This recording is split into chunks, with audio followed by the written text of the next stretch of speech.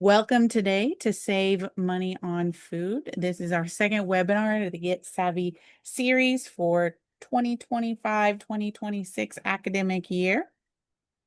My name is Andrea Pellegrini, and I run the Student Money Management Center for the entire University of Illinois system out of University Bursar. And I'm joined today by my colleague in Extension, Rachel. Rachel, you want to introduce yourself? Hi, I'm Rachel Mannon. I'm a registered dietitian and I am the nutrition and wellness educator for Extension. I cover primarily Champaign, Ford, Iroquois, and Vermilion counties, but I also get to do some fun statewide stuff as well. So we are very thankful that Rachel is here with us to share all her knowledge that's relevant to saving money on food. So collectively, the Get Savvy webinar team represents organizations across the state of Illinois, which rest on the ancestral lands of multiple Native nations, including the Peoria, Kaskaskia, Piankashaw, Wea, Miami, Mascoutin, Ottawa, Assauk, Meskwaki, Kickapoo, Potawatomi, Ojibwe, and Chickasha nations. And we have a responsibility to acknowledge these Native nations and work with them towards a more vibrant and inclusive society. So we have a poll we're going to launch. We're going to launch a couple of these polls throughout today's webinar, but this gives us some information so that we kind of know who's joining us today compared to what registration might have looked like. We can modify maybe some of our examples, and it helps the Get Savvy coordinators kind of maintain funding for doing free outreach, like Rachel has to report on some of this outreach activity that she does across the state. So this is very helpful if you can fill that out and let us know. A lot of you are associated with the University of Illinois Urbana-Champaign, which makes sense. That's our largest of our three universities in the University of Illinois system. We have a lot of people across different genders and ethnicity and races, and lots of students as well as full-time employees and all across the age range. So that is good to know. About 60% of you have participated so far, so we'll wait a couple more seconds, but I know we have a lot of content to cover today.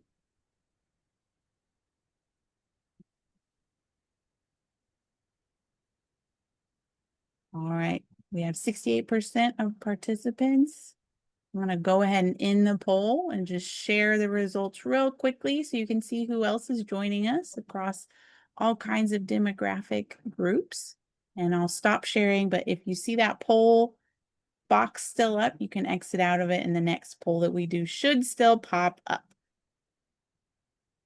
So today we're going to discuss budget-friendly meal planning opportunities. We're going to review a few ways to save money on food costs explicitly. We're also going to talk about how to prevent food waste, and we're going to explore and share technology and food shopping methods that may help you kind of manage this sometimes unruly cost of food. So one thing you might be wondering is, what do food expenditures look like for other people in the United States? So I'm going to talk a little bit about the trends in food spending as it has to do with consumer research. So just to give you some context to how you may be spending in line or maybe outside of what is normal for other American families. So for 2022, and obviously this is a couple years old, food was the third largest portion of total annual household expenses on average for American consumers, according to the USDA. So that food expenses accounted for about 12.8% of a family's household expenses. It's only behind housing itself and transportation. So another thing to think about is that food costs are beyond just being a significant portion of Americans' budget. More people are spending more money on food away from home as a total cost of food than at home. So in 2024, the share of disposable personal income spent on food went down overall, but it still remains a very large part of many Americans' spending. And because we'll talk about this later, we spend money on food away from home, partially because we see eating together as a social aspect of our lives. And so it is important for people to have that social connection. And that is why spending away from home has gone up over time as well. So another kind of statistics is that food at home prices were only 1.2% higher in 2024 than in 2023, but overall it's been going up quite a bit over the past several years. So just think about that in the context of if you've seen things go up over time, it's not going up at quite as high rate as other products that are tracked by inflation, but it still feels heavy in our pocket sometimes. All right. So another thing to think about, I know we talk about expenses a lot in the Get Savvy series. The reason why things have felt kind of more expensive with food is because since 2020, food prices have risen by over 20% in the past 4 years. And there is some variation to that, but in general, that's a pretty significant jump.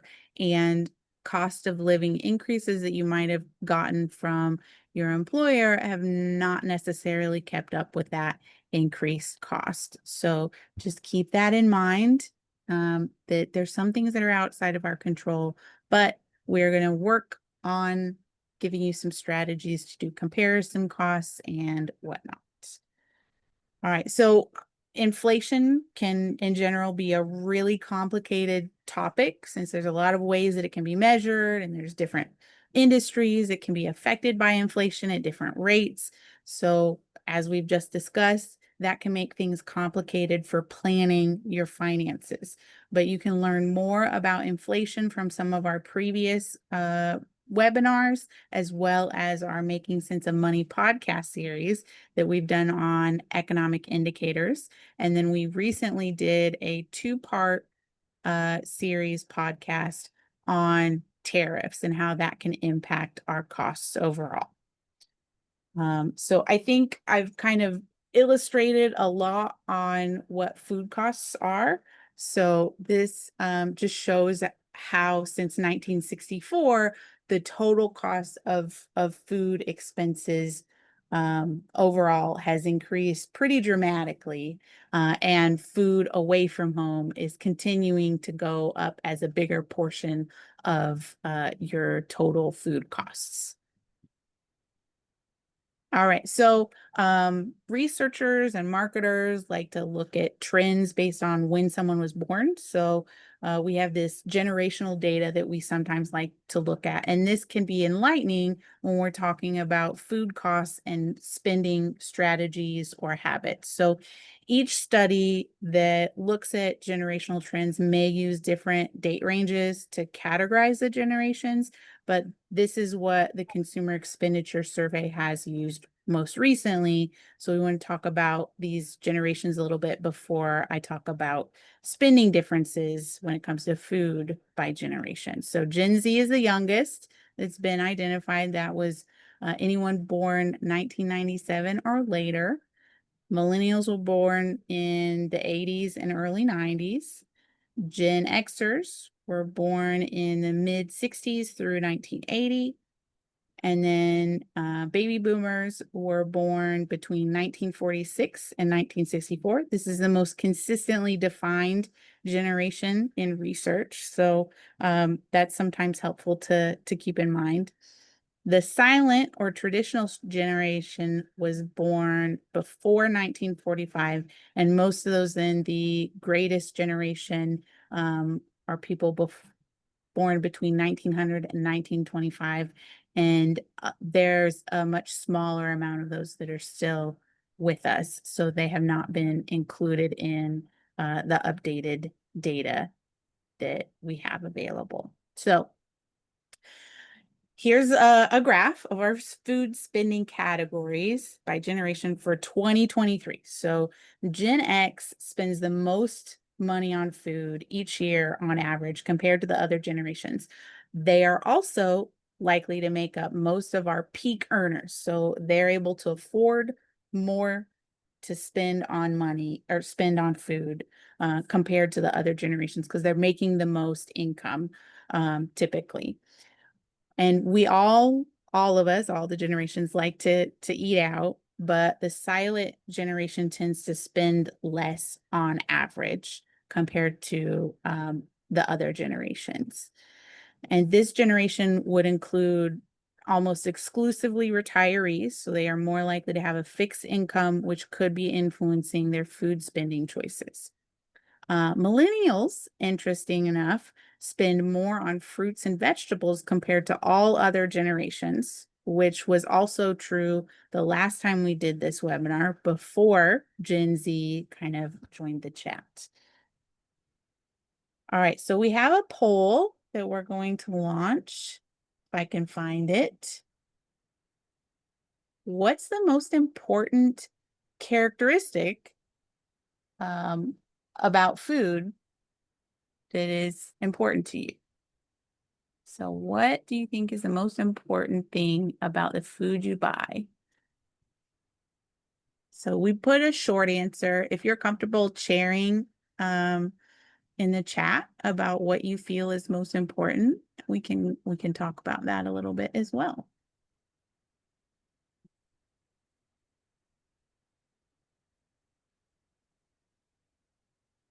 All right, I'm going to go ahead and end the poll since we've had about half of you respond.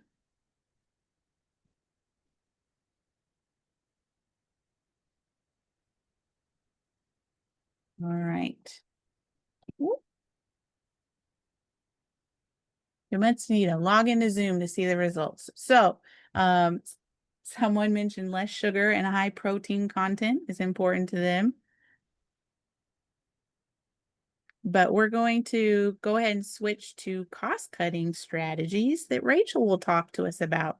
And we'll incorporate any of the chat information that you put in as well. So it's your show now, Rachel. Perfect. Are you switching slides for me? Yes, I am. Okay. All right. So yeah, we're gonna talk about cost cutting strategies. You can go to the next one. So there's two places where we eat our food, either at home or eating out. So there's different ways to cut those costs, whether you are at home or eating out. And we'll dive into each one a little bit more. But it might not need to be one or the other. You could do a mixture of the two for your cutting costs and just balancing out the pros and cons to figure out what works best for you and your household. So next slide, perfect. Okay, so for reducing food costs, there's a lot of tips on here, but we have established that half of our food spending is on eating out. So trying to eat at home more, and when we do eat out, trying to find ways to reduce our costs. For example, getting water instead of soda, getting a lunch special. If you're going out for lunch instead, they typically are cheaper at lunch hour versus the dinner hour. When we are going shopping, using a grocery list, doing store brands over name brands, using what you have on hand, comparing unit pricing, incorporating leftovers, paying attention to portion sizes. This includes at home and eating out. Sometimes the portions are really big at restaurants. So to help with that, you could share with a friend or a significant other, or you could also, when your food comes out, ask for a to-go container right away and put half of it away. So then you have, it kind of does a couple things. You have lunch or dinner for the next day, but also it prevents you from overeating. As the healthy dietitian, we also don't want to overeat. So, if you use a shopping list, you tend to spend less than those who don't have a shopping list. And this is whether you're shopping online or in the stores. I also notice I do pickup personally, and if I do have to go into the store for something, if I don't have my toddler and husband with me, I tend to spend less because they like to grab things off the shelf and put it in my cart for me. So that's important to realize also. And if you are shopping in person, getting to know the store that you are shopping at, whether it's Meijer, Walmart, or a smaller grocery store. So then you're not traveling from one end of the store to the other, especially in those bigger stores like Meijer and Walmart. Because if you do more traveling, you're crossing a lot more aisles and things like that. So you're more likely to see things that you might want to add in your cart. So getting to know the layout of your store. So when you are shopping, you can strategically plan where you're going to go throughout the store. Try to limit your grocery shopping to no more than once a week. And this can help with food waste too and meal planning, figuring out what you need for the week and then getting everything so you're not going to the grocery store every day. You tend to buy less in groceries doing it that way. And then also if you are having groceries delivered, there's also delivery fees and things like that. So if you're able to do a pickup option, there's no fees typically with that option. I just Okay. want to add to one thing when I was researching for this particular webinar the last time that we did it, I did find some research that said that if you're worried about food waste, you might want to shop more than once a week if you buy a lot of fruits and vegetables, because it decreased how much you waste. Good point. All right, now back to the Rachel show. All right, so this is a price tag. They might vary a little bit, store to store. So just you can get familiar with the stores that you shop at, but a lot of them will have the total price on there and then it'll break it down by unit price. And you could also calculate this yourself by taking how much it is and you could divide it by serving or by how many ounces or pounds that you're buying. And then we have another slide later on that talks about like how to do it with fresh produce and stuff. But this can be helpful when you're comparing like two similar items, or if you're looking to buy something in bulk, sometimes buying in bulk isn't always cheaper. So comparing it that way, if it's an item that you use a lot of where it's like you could buy it in bulk, but is it really cheaper? So always comparing it that way too. And then it helps with comparing the different brands. So here's an example of using rolled oats. So they're the same ounce container, same amount of servings, but then you can break it down by how many cents it is per serving. So the store brand is 13 cents per serving versus the name brand is 18 cents per serving. So it saves you a little over $1 to buy those store brand oats. And if you're doing that with multiple things that you're buying, the money can add up when you calculate how much you're saving per week, per month, and per year. And then with unit pricing, this can be common with like produce. So for example, apples, you can buy apples like either one by one and put them in like the little sack, or they also sell like pre-stacked apples already. So you can kind of compare the servings. If one apple is a serving, you can compare it that way to see which is cheaper. But then also with fresh produce, you want to keep in mind how much you're going to actually use it, especially if you're a single household. And you're going to eat them or use them in another way before they go bad.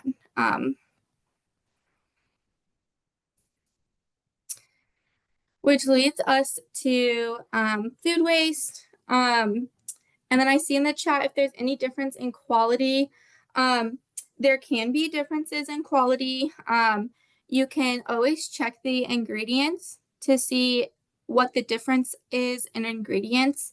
But you can also just try it yourself and see. There are many things that I buy store-bought, like the store brand, that doesn't make a difference at all. For example, like tomato sauce. Tomato sauce is tomato sauce, whether I get the store brand or the name brand. But for example, I have a sweet tooth. Even though I'm a dietitian, we all have our guilty pleasures, and I love Oreos. And I do not like the store brand Oreos. I will always buy the name brand Oreos. So it's kind of like a try and see. Some things are going to be lower quality than others. Those simple things like the tomato sauce, not much difference. But some of those other things that you might have an acquired taste and preference to, you might notice a difference. And you might notice a difference and you like it still, so it doesn't bother you. But if it's something that you really enjoy, you might notice a difference and you're like, I don't want to do that. So for food waste, the average American spends $1,300, and that was an old number, so we converted it to July 2025 dollars, which would be about $1,800 in today's money each year on food that goes to waste. And this does not just impact our wallet, it can have negative impacts on food security, the environment, and climate change.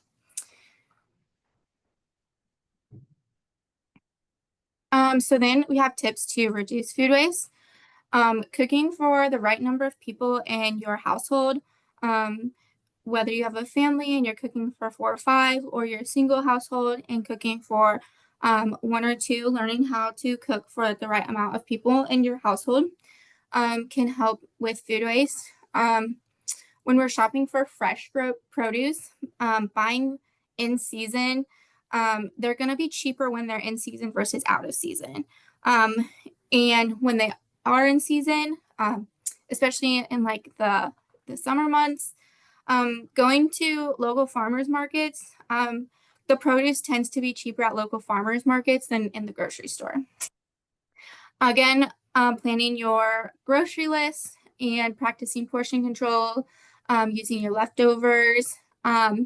If you do have food waste, if you're able to compost, even if you don't have like a yard, if you live in an apartment, you can still compost like in a bin, and you can, if you have plants, you can use your compost for that, or if you want to have like a little balcony garden, you can use your compost for that, or you could take it to a natural area and make that ground better by putting it there. Also understanding date labels. The only thing that ever truly expires is formula. They have to put an expiration date. Everything else, it typically says best by, like our milk. You can use it past the best by date, about 3 to 5 days. Eggs, you can use past the best by date. Anything that is shelf stable, you can always use past the date.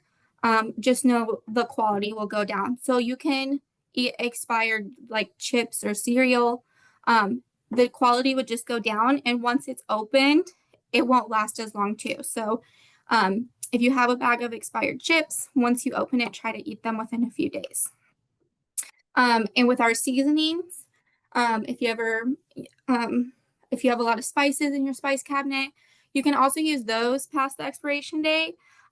They just might not be as strong, so you might have to add more. If you usually add a teaspoon, you might have to add like 1.5 teaspoons to get the flavor that you're used to. And then you can freeze your food to save money ordering out wisely. You can use different food keeper apps, and then it's just keep in mind your food safety standards as well. So there's a lot of food delivery apps nowadays that can deliver fast food or your groceries. Examples include Grubhub, DoorDash, Uber Eats, etc. So this makes it convenient for people, especially if it's needed, if there's an injury or they're an older adult and they can't get out of the house as easily. They can be very useful in that sense. But as we talked about a little bit earlier, there are delivery fees that come with that, and then you also have to tip your driver. So just weighing the pros and cons on what app has the cheapest delivery fees, or if there's like a subscription you have to pay for or anything like that.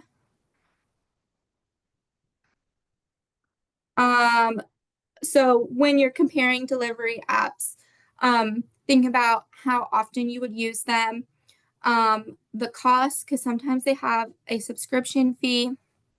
Others just have one-time fees. Others might have a subscription fee plus a delivery fee. So just keep that in mind. The locations that are serviced. So will they hit all of the places that you go to with restaurants and like groceries? How many restaurants are featured? The membership options, other delivery options through the app, and then delivery and additional fees like the tips. Keeping all of those in mind.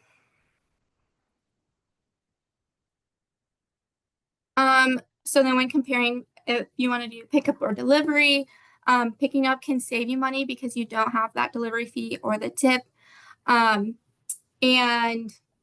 If you order directly from the grocery store or website, it can save on fees. Because like Uber Eats, you can order from a restaurant and still do the pickup option, but it might have like an Uber Eats fee versus if you order directly through the restaurant, you wouldn't have that added fee. And delivery might be more convenient if you don't have a vehicle or time to do that.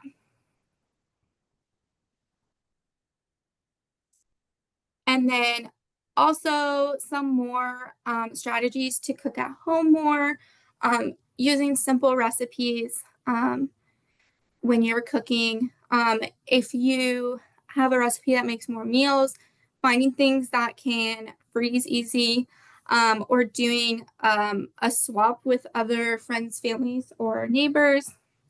That allows you to try other foods without getting tired of the same meal like 4 or 5 times. Some people, get bored easily of having the same meal. And then make sure to stock up on your most frequently used ingredients at home.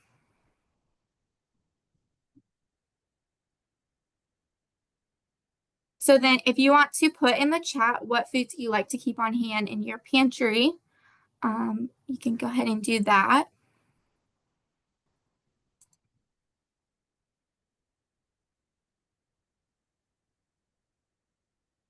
I see a lot of rice in there. Quinoa, millet, olive oil. Lots of grains. Those are some good ones. Mac and cheese boxes, pasta and noodles, almonds, beans, chickpeas. Yes, I keep a lot of beans in my house. We like to eat beans. So then our next slide has some items that you might think about keeping on hand that are typically lower cost: apples and bananas, beans, brown rice, tomatoes, canned tuna, eggs, skim milk, kale, potatoes. There's so much you can do with potatoes, and they're so cheap, and rolled oats. All right, I think it's my turn to talk about cost of living. Yes. Okay, so besides what produce might be in or out of season, where you live and where you shop can make a big impact on your overall expenses. So every country, region, state, and even municipality can differ in how much it costs to live there. And that includes things like lodging and transportation, obviously, but it also includes food costs, and they can differ quite a bit. So, for example, the cost of rice, which varies from 100 or $1.23 in Urbana-Champaign per pound, uh, goes up to over $1 per pound in Chicago and almost $5 in Springfield. And in May, we also checked these numbers, and rice was only 70 cents per pound in Urbana versus over $2 in Chicago and Springfield at the time. So even just a few months ago, things have shifted in terms of costs in just a couple months for food expenses. So it's important to keep that in mind when you're moving, for example, or how food is such a variable expense regarding where you shop from and where you live, and also the season. The other thing that I mentioned early on in this webinar is that eating out is a really fun social part of our lives. So it's important to a lot of us to maintain that for our overall well-being. But there's ways to balance it and to lower some of your costs while eating out. So, for example, um, you might share entrees. You want to watch for any potential extra charges for shared entrees, depending on where you're eating. There's other ways that we can lower our costs when eating out. Obviously, with a friend or a partner, you can cut the cost of the meal almost in half just by sharing, right? Another really pricey option when going out is drinking soda or another type of beverage instead of water. So on average, they can be anywhere from $2 to $4, sometimes more, depending on the restaurant or if you're buying alcohol. So by ordering water, you can save that money as long as it's not like bottled water to be able to spend it on the meal itself. You might also want to consider coupons. So if you have a particular place that you like to eat at, watching for coupons or discount days can help you save some money on eating out. Um, or maybe you can have a buy one, get one free day. You know, those are always helpful as well. Just remember to compare the cost of the coupon versus what you would pay without it. I think that Rachel mentioned earlier, lunch, especially at fancier restaurants, may be more cost effective than at dinner time. So usually dinner meals are a little bit larger and lunch portions may be just the right price for your situation. And lastly, know what you want to spend. If you can only spend $15, make sure you keep your meal under that limit. And by having limits and knowing what we can afford ahead of time, that can help us keep costs under control, especially when it comes to longer term budgeting. So sometimes it's more effective to step down our spending behavior instead of dropping it all together. So instead of eating out 4 times a week, maybe you cut it in half and then you only go out 2 times per week, and then you cut it down even further and step it down from 2 times a week to 1 time per week. And then you can step down with anything, not just eating out or not just food costs, but you just have to half anything that you're doing. And this can ease you into sometimes a challenging behavioral shift. And this can make kind of small changes in your spending plan add up over time, especially if you're looking to cut costs. All right, we like that chat a lot. So can you share in the chat what your best cost saving food tip is? I don't know if I have a best one. Rachel, do you have a best cost saving food tip? Not bringing my toddler and husband with me. That's an excellent one. Learn how to eat more vegetarian food. Meat is expensive. It is very expensive. Sharing meals with friends and roommates. I think learning how to remix similar foods in different ways can stretch out. Like you buy a rotisserie chicken and you can stretch it out in different ways over a couple days. That can that novelty can help you make the most out of a $5 rotisserie chicken, right? Somebody said making large portions over the weekend when they have time and freezing them so they are grab and go. It also reduces how much they eat out. I agree. Any way that we can make things easier on ourselves and automate some of our decision making can help us in all kinds of habit changes, especially when it comes to cutting food costs, though, because you do have to plan ahead a little bit to avoid kind of impulse spending. All right, so go ahead and keep sharing, but we will pull it all together, right, Rachel? Yeah. Um, so you can go to the next slide. So creating a meal plan, make sure to add time to your weekly schedule, and kind of fit what works for you. If you want to do Monday through Sunday or Sunday through Saturday or um, whatever you want to decide and what fits your work and school schedule and all of that. Deciding on on dinner menus first, um, and also when you are creating that meal plan, think about how many leftovers will you have and make sure to plan in your leftovers as well.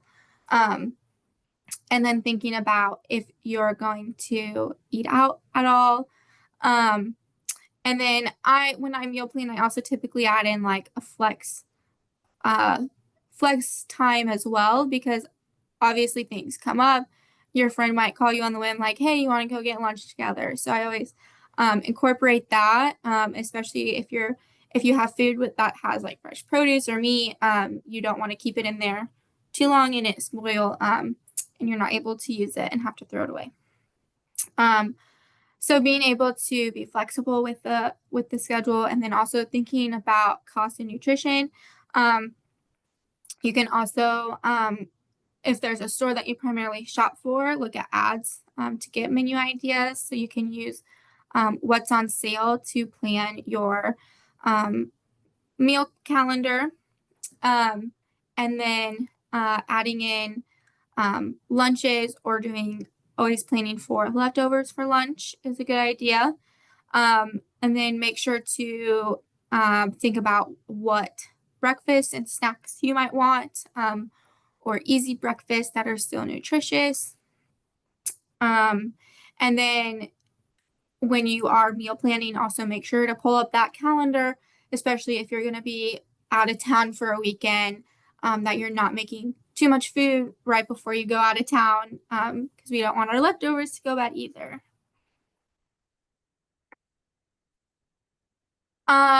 And then for our produce, um, frozen fruits are typically less expensive, and they are just as good as fresh produce. As long as you're not buying um, frozen ones that have like added sauces and seasonings, those tend to be higher in sodium. Um, and people are always concerned about like the nutrient content of frozen foods, but fun fact, they have special like combines or tractors, whatever it is, that sometimes fresh or the frozen produce is frozen directly as soon as it's harvested. It's cleaned and frozen, starting the freezing process. So the nutrients are all preserved when they are being frozen. So the nutrient content is pretty similar as if you were buying fresh produce. If you are buying fresh produce, buying in season, looking for the best price. Still, grocery stores typically have sales when they are for fresh produce. And there is a tip sheet that will go out that says what's in season for the state of Illinois. It's in the chat. So that can be helpful when you're shopping in this state. And then farmers markets is a great way to get cheaper fresh produce.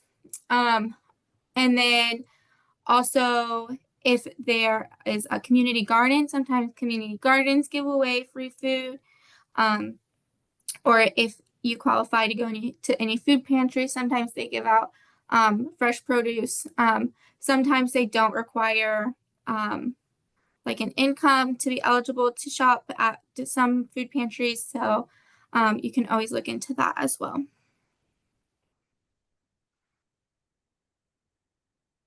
And then with our fresh produce, if you're interested in preserving food or buying in bulk, or you have your own garden and it overproduces something and you don't want to throw anything away, you can preserve it to then later on have some stuff to eat during the winter months.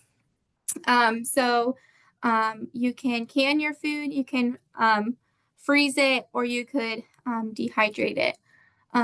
All of these ways are a great way to then later on have stuff for the winter months. And then you can check out our food preservation website, and through the University of Georgia Extension, they have a great food preservation website as well in case you're interested in recipes or learning how to preserve your food. And then if you ever have any questions, I get a lot of phone calls and emails about food preservation. You can always call or email me.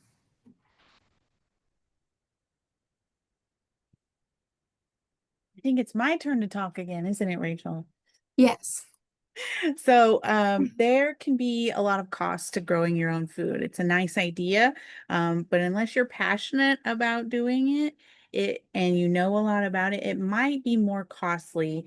So some things that you want to think about if you are thinking about starting to grow your own food, maybe next season, we're kind of at the harvest season for, or at the end of growing season right now during this webinar, but if you have to consider whether you have space indoors or outdoors for growing food. Maybe you want to start an herb garden in your kitchen. You might have to get grow lights, which is an increased cost if you don't have enough natural light in your kitchen.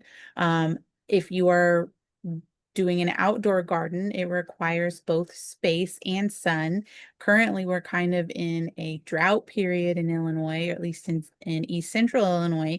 And so there's also a water cost for right now if you're wanting to continue to grow your food.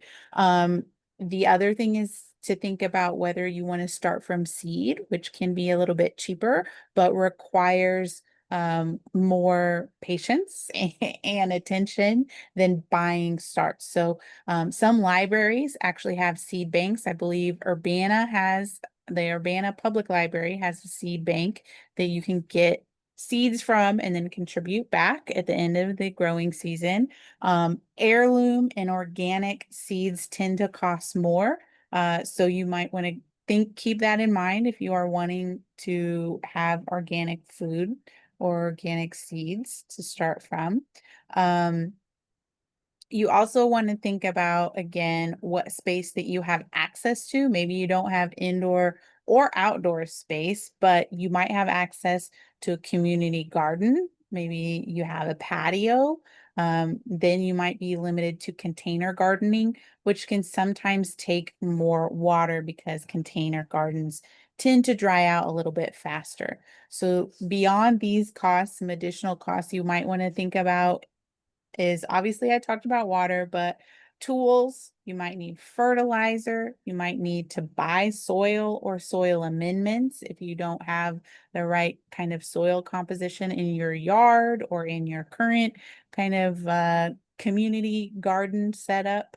You also have to consider your time as well as sometimes pest control. So you might have to invest in pest control to make sure that some pests aren't eating your squash. I tend to get squash bugs when I try to grow squash, so I didn't this year.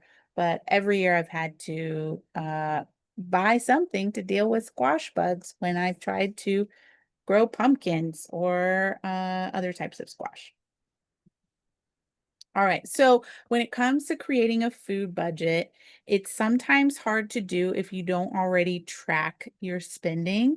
So if you're not currently tracking your spending, maybe starting with your food costs can be a valuable way of giving yourself some insights on what your habits are. You want to include amounts and where you're spending. It's always best that when you're budgeting for food, maybe even for the first time, to track your spending. So when I have tracked my eating out habits, um, especially when I've been in some type of life transition, I've noticed that I tend to eat out more when I'm in transition, typically because it's a more convenient to eat out and it's not necessarily a social thing. So being aware of the context of how your spending is going can be helpful. And once you recognize where your spending patterns are, it's easier to set limits, especially if you see where the motivations for those spending behaviors are going. And then comparing kind of what your costs are and how that changes over time can help you adjust to meet some of your other financial obligations or goals. So, starting with a food budget by itself can help you with expanding your budgeting habits into other categories. All right. So as you start tracking your spending, you may notice that your food costs kind of vary drastically every week or every month. And you may want to track food at home versus eating out a little bit differently to see where your food money is kind of going. There's this chart that's updated, I think, every month by the USDA that shows different food plan costs depending on what your family size is, whether you're male or female, what your age range is.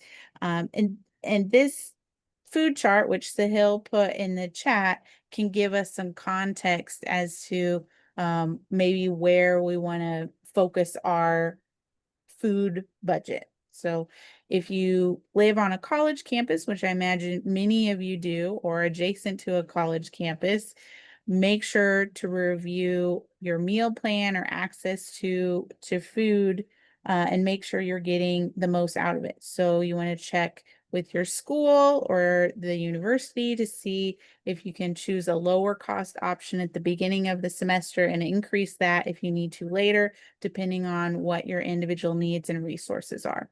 If you're from the Springfield campus, they have a different meal plan model compared to the Urbana and Chicago campuses. So you have to track your spending for your food plans more closely in Springfield than you do in Urbana and Chicago, just because of the way that the meal plans work at that institution. Just one little offshoot to keep in mind if you're a student. All right. So if you are experiencing food insecurity where you're not getting enough nutrition to meet your needs, you might qualify for some different resources. So the Supplemental Nutrition Assistance Program, or SNAP, helps low-income people and families buy food. So even students that work at least 25 hours a week can qualify for SNAP. So in the past, some people have said that it's hard to get on as a student, but just keep in mind there are certain criteria that you can look through to see if you might be eligible, and we put that in the chat. If you're from a different area or state and you're on today, you might dial 211 or visit 211.org to get connected with community services or food banks that are in your area, to meet your nutritional needs if you are struggling with that. And then this community food map at Find Food Illinois is available through the go.illinois.edu/findfoodillinois short URL. And Rachel, you said that this is still up and functional, correct? It is, and it should not go down. If you are unaware, the SNAP education funding got cut. They will be here until February as of right now. And our leaders are currently looking for a sponsor, and I believe they have some people interested who will take over the fees of this website. So this website should not be going down, and it will continue to be running. So yeah. And just to clarify, the SNAP program specifically for low-income folks that we're referencing here is different than the SNAP Educators program that Rachel just mentioned. They're related, but it's a little bit different from a funding capacity perspective. All right, so we talked a lot about apps earlier. They can do lots of different things to help us save money on food and other things. For example, they can help us with coupons or rebates. They can also help us make shopping lists. They can even scan barcodes of what we have and help us make a list for the next time that we go to the store. So if you are looking for an app to kind of help you with your meal planning or cost savings regarding food, you might want to look at apps from the grocery store that you go to the most often. I know I have several different apps downloaded on my phone to help me see where ads are or specials for a particular week. If you have any favorites for cost saving apps, feel free to share them in the chat. That's why we have the chat open so we can learn from each other. USDA MyPlate is a website that has a lot of great information on how to balance cost and nutrition. So you can use that. One of the links is available in the chat, and it talks about healthy eating on a budget. And there's a lot of tips on creating a grocery store game plan, how to shop smart to fill your cart, as well as information on how to prepare healthy meals. So there's lots of different tools that will also email you once the recording for this particular webinar is up on YouTube and captioned appropriately. Another website from University of Illinois Extension is Eat, Move, Save. Do you want to talk about this a little bit, Rachel, since you're more familiar with it? Yeah, so that was it's the same website as the Find Food Illinois. That is what SNAP Education is branded as, Eat Move Save. So the title might change off of Eat Move Save, but the content will still be there. But you can find a bunch of different recipes on there. And they are typically low ingredient, low cost recipes. So the map that is on there can help find food pantries, grocery stores, farmers markets, etc. And then the recipes can just be a way to find get an inspiration, find things that are low cost, and things like that. Thank you, Rachel. So just to wrap things up, to summarize, we know that food spending trends vary a lot, but in general, food costs have gone up over time, as has lots of other things. You want to compare costs through things like unit pricing, brand preferences, and delivery versus pickup costs when you're ordering online, for example. You also want to look for ways to save when dining out. You can share meals or entrees. You can get water instead of a beverage. And there's plenty of other ways like cost comparison and knowing your limits to help you limit dining out costs. And you can also use apps for ideas on recipes, cutting food waste, understanding nutritional values of things, and planning your meals as well as grocery shopping and ordering food. So our next webinar is Spooked by Spending Plans, which it will be on budgeting. We're going to include some behavioral science on addressing financial fears during that on October 29th, also at noon. We also have a Get Savvy post-webinar survey. If you can fill that out, that helps us plan for next fiscal year, next academic year, as well as helps us improve our delivery of the webinars and our follow-up emails. You can watch any of our previous webinars on YouTube at go.uillinois.edu/getsavvy or following IL Student Money on YouTube. And we have tons of different collaborators working on the series this year. So I want to shout out to all of the Get Savvy webinar series collaborators, and thank you to Rachel from University of Illinois Extension on today's help. And we will stay on for questions, but I know we are running up to the hour. So if you have to log off, that is fine. We will make this recording available on YouTube, hopefully within the next week or two. We have to make sure to edit the captions so that they are accessible for all people before we send that out. And anyone that registered for today's webinar will get a copy sent directly to their email, as well as a link to the link sheet that Sahil has been sharing in the chat. And thank you for joining us today.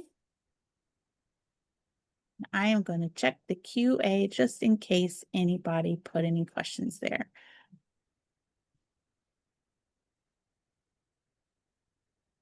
We did have a question from someone. Does U of I have some student farms? There is one student sustainability farm in Urbana. I am not sure about Chicago or Springfield. The one in Urbana has a student sustainability farm stand on the quad every Thursday over the summer. But we're in the semester now, so I believe that they either have very few Thursdays left, or they have closed shop for the season.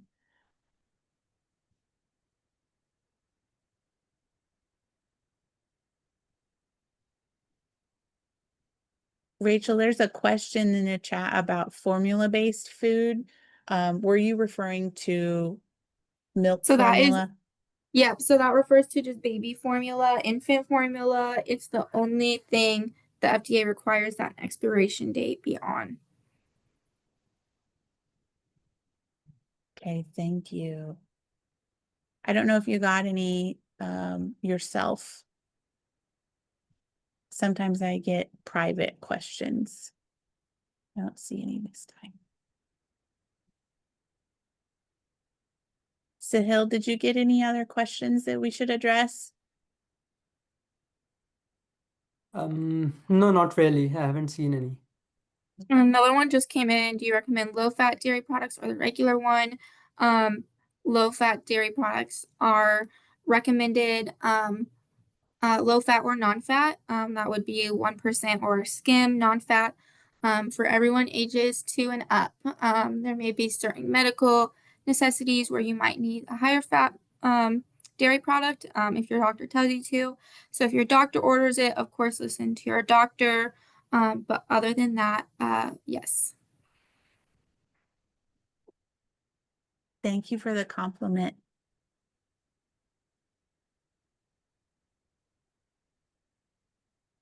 All right, I think we can wrap it up. If you do have questions later, you can go ahead and send them either to Rachel for dietitian related information. If you have questions about the webinar or personal finance in general, you can email studentmoney@uillinois.edu, and we will do our best to get you an answer or get you resources to help you answer your own question.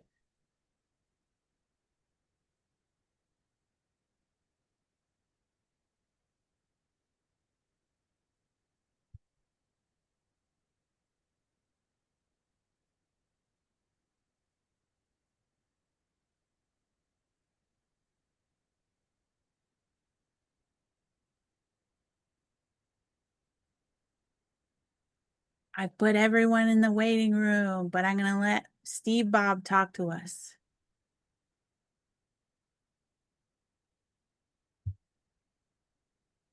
Welcome to the party. I guess I can stop recording.